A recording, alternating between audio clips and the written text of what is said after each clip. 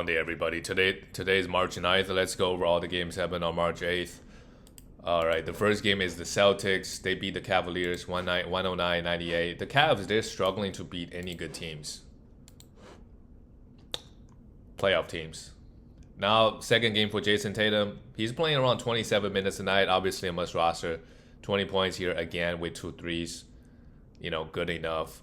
Jaylen Brown, honestly, with Tatum back, he has to take a little bit. His usage has to drop a little bit. Still good. 8 assists here, 23 points. Derrick White didn't even have a good game. Didn't really matter. And Peyton Pritchard, I don't know what it is with him. If he comes off the bench, he's going to play well. 18 points, 7 assists, and 2 threes. Pretty efficient overall. And then we look at the Cavs. Harden, 6 for 16 again from the field, 4 for 7 from the free throw line. He's still playing, but yeah, with the finger injury, maybe the efficiency is going to dip quite a bit. 10 assists is still good. Donovan had 30 points. That's decent. And Mobley had a really good game, with Allen out. 24 points and 3 blocks and 8 rebounds. The problem with him is just, he's like the second or third option on this team. Offensively, he's really not going to do too much, even next year. And, with Allen playing the center, he's not getting as many blocks and rebounds. Jalen Tyson, if you were streaming him, I think after this game, it's okay to let him go because all the guys are pretty much back. All right, let's move on to the next game. We have the New York Knicks. They lost to the Lakers. All right, that's a good win for the Lakers because, the Knicks are a somewhat decent team. Cat had a great game offensively, 16 rebounds, 25 points, and added a steal and a block. Very efficient. This is what I expect Cat to do more of. Give you 25 points, 15 rebounds, really good efficiency across the board. This year, he has, so many games he's just been super quiet offensively. Jalen Brunson, 8 for 19, had 7 turnovers. So the Lakers, for whatever reason, did a great job on him. Maybe Marcus Smart did a great job. And also LeBron didn't play. So I think defensively, honestly, a lot of times, Luka might be better or, because the team might be better, especially when you play some bad teams, because offensively, right, everything just goes through Luka, and defensively you let the guys defend.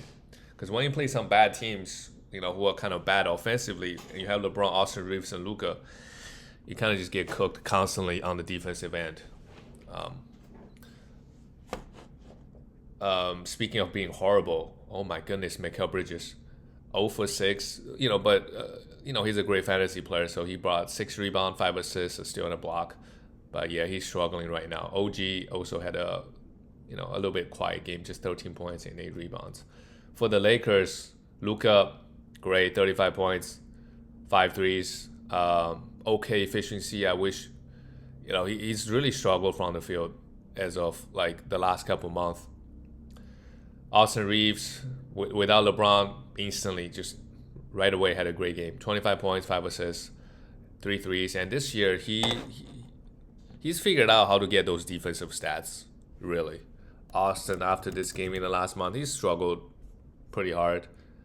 But 1.4 steals and 0.7 blocks from him is very surprising. As a couple years ago, he wasn't getting even 1 steal a game. So he's doing those things in the other areas. Next year, I think, yeah, a guy I'm happy to draft in the fourth round, third round, maybe if LeBron is still around, there are gonna be some question because it's still Luka's team, so he's that second guy. Of course, if Luka is out, then he's a top 10 player, top 12. A big thing is because he's free throw. He knows how to get to the line. Marcus Smart 1 for 10, but you could stream him for some assists and steals and threes. All right, move on to the next one. We have Detroit Pistons. Lost to the Miami Heat. Impressive win by the Heat. You have Kate Cunningham playing 35 minutes. 10 assists is great. Hit 6 threes, 26 points. But high turnovers. I mean, he had a good efficient night. Jalen Duren played just 26 minutes, 24 points and a block, 5 rebounds. Good game from him. And with All-Star Thompson out, they play this guy Marcus Sasser just 19 minutes, so really nobody benefit that much. And yeah, I mean the only guy at this point, if everybody's healthy, like Isaiah Stewart is somebody I look to stream for rebound and blocks. He's very consistent at giving us those. Everybody else, I guess Duncan Robinson for threes. Tobias Harris is a drop. He had 3 blocks here, but in the playoffs, the man doesn't really offer that much. Okay, Kevin Huerter is on this team too. All right, move on to the next game. The Toronto Raptors, they destroyed the Dallas Mavericks. Let me just get all the games. There's still a bunch. There's a bunch of games. All right. We have the Dallas Mavericks, lost by 30 to the Toronto Raptors. Speaking of,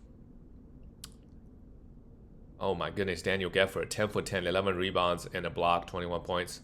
Every 5 games, Daniel Gafford is going to have a game like this. This is why he's worth streaming. And of course, who he's playing that night matters a lot. If you're playing Wemby, right, definitely he's not going to do this. Cooper Flag, wow. Great. 2 steals and 3 blocks, 6 assists, 8 rebounds, 17 points. Max Christie goes 1 for 11. He's struggling, but I think, again, depending on which team they're playing, he's worth streaming for points and threes. He took 7 threes. Usually, at least he should be making 2 or 3 of them. PJ Washington had 9 points. And Chris Middleton, I don't really know why they're even playing him at this point. Or playing Najee Marshall. Do they even have young guys on this team?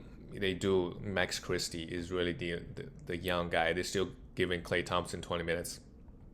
Marvin Bagley still in the league. So, yeah, the Mavericks is they still have Kyrie Irving. They traded away AD, so they definitely want to rebuild. Yeah, what they're going to do with Kyrie is the question. For the Toronto Raptors, Jakob Poeltl, yeah, when you play the Mavericks, you're going to eat really well. 8 for 9 from the field, 16 points, 10 rebounds, still in 2 blocks. Emmanuel quickly did well, 8 assists and 3 steals. And how about RJ Barrett, 31 points? Yeah, this is why you stream him for points, but don't really expect anything else. I mean, this game he did everything. He did pretty well, field goal wise, and 3-3. Scotty had an okay game, and Brandon Ingram super quiet here for whatever reason, only 11 points. Move on to the next game. Well, this game we actually have, this is the first time Sar and Trae Young played together. 118, 138, bottom of the East. First game back, Sar played just 17 minutes, and Trae Young played 17. And that's what's going to be for the rest of the season. Those guys now playing 30 minutes, maybe once every 5 games. So you really got to think about, do you want to roster these guys? For Alex Sar, if you don't need blocks, it's not worth holding on to. But because you really don't find guys like that on the waiver wire. So if you don't need blocks, then you don't need him. As you go further deeper into the playoffs, if you have so many blocks already, or you don't need blocks at all, you're gonna lose. Definitely drop him. Trae is a little bit different because he offers a lot of other categories, so it's not just like blocks, right? For Sar, I mean Sar offers some points, but that's not amazing. Because Trae is gonna give you assists, which is super hard to get. Free throws, threes, right? He offers a little bit more category. So yeah, unless you don't need all 3, then I would argue, like, if you need assists, you just have to have Trae Young, even if he plays 20 minutes. If you're trying to win assists, you just don't find guys like that on the waiver wire at all. And it's not like Sar, like, yeah, maybe he doesn't get any block. Like, his assists are pretty consistent. But the rest of the Wizards guys, like Bilal Coulibaly, he's really show here. You just don't know what minutes they're going to get. So Julian Reese played 26 minutes. He actually had a decent game. Yeah, Reese is a guy, if Sar is out, I'll be streaming him. Like 25 minutes of him, I feel most comfortable. Everybody else is like, are they even going to play? Like Justin Champagne is a great fantasy player, but he didn't play here. For the Pelicans, it's just kind of the same situation. They just been starting Herbert Jones at the center. So he goes from guard to center. Had 4 fouls, 3 steals. If you need defensive stats, yes. And they're still playing Trey Murphy and Zion Williamson. Both guys had an okay game. Actually, a great game for Trey Murphy. He had 4 threes and 24 points. Dejounte Murray had 2 steals and 19 points. I guess he still has some value. Derek Queen played 24 off the bench. Jeremiah Fears played 24 minutes. It's hard to have these guys unless there's a back-to-back. Then I'm open to stream Derek Queen, Jeremiah Fears. But everybody else, you don't know. There's too many teams. NBA's really got to fix this. They got to have some incentive because these two teams clearly they were not trying to win. The rating is obviously going to suffer. Not that a lot of teams even care about them in the first place. The next game is the Magic. They blew out the Bucks. Yeah, the Bucks they lost by 40. Jalen Suggs great. Desmond Bain played well. 4 steals is really good. And Banchero 33 points with 3 threes. But again, goes 6 for 9. He really got to fix his efficiency issues. Unless he does, not a guy we want to draft in the top 3. You can draft him in the 4th or 5th round if you're just really loving his points and rebounds. And now this team got so much weapons too. Like you have Desmond Bain next year. Anthony Black is very capable of scoring 17, 18 points. Like, do you need this guy to average 27? And Franz Wagner has been out most of the time as well. So for the Bucks, Ryan Rollins, he's gonna have a big finish. Play just 23 minutes here. Giannis didn't play. Miles Turner could definitely be a drop at this point. Bobby Portis off the bench had a great game, but it's hard to predict his minutes and his production. Some nights he only gets 18 minutes, and this game he had it going, played 28. AJ Green is someone we could stream for threes, especially if there's a back-to-back, and Cam Thomas, if you want points, right? You stream him as well. Had 17 and 6 assists. It's good. Actually, I'm surprised he got 6 assists. The next game, it kind of just shows Rockets can't really beat. The Spurs scored 145 points. I thought the Rockets supposed to be a good defensive team. Versus Wemby, I guess not. And yes, I think it's just an extremely bad matchup for the Rockets, I feel like, because Wemby is going to protect the paint. And it's not like Şengün can really shoot, so he can't really pull Wemby out of the paint. A lot of things like Amen Thompson, Taro Eason, these guys, a lot of these guys, a lot of paint points. I feel like for the Rockets, I could be capping, but because they're not a great shooting team. So if Wemby is in the paint, you can't really go inside, so you got to take more shots from the 3. That's not. They shot 28% from 3 anyway. So, yeah, everybody pretty much struggled. KD coming to the Rockets. Clearly, KD is trying to win, but given how everything's going right now, they're not even the 4th best team in the West, and to come out of the West is super hard. KD's not gonna win in here. I feel like, but anything can happen, in the playoffs. Just look how the way they're playing right now doesn't look like it. For the Spurs, well, Wemby 29 points, 2 threes, 2 steals, and 4 blocks. He's put together a few very nice games. He's hitting his stride at the right time in the playoffs.